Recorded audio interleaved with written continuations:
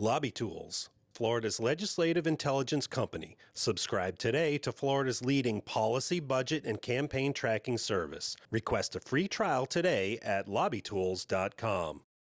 From PPE shortages, crowded COVID wards, and lockdowns at long-term care facilities, healthcare workers on the front line of the pandemic have faced numerous trials over the past year. They ran toward this crisis.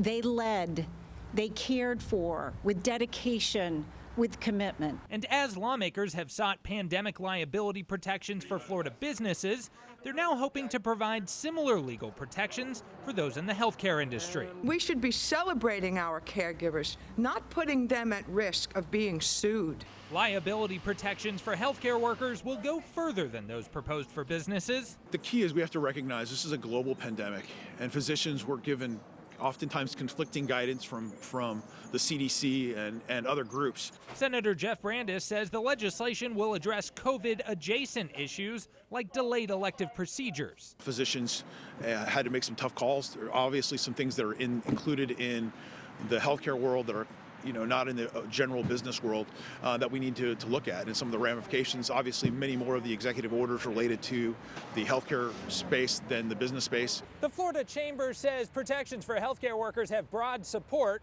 A recent survey showed 78% of Floridians approve. The legislation hasn't been filed yet, but the senator leading the charge says he expects a bill will drop in the coming days. Reporting from the state capitol, I'm Jake Stofan.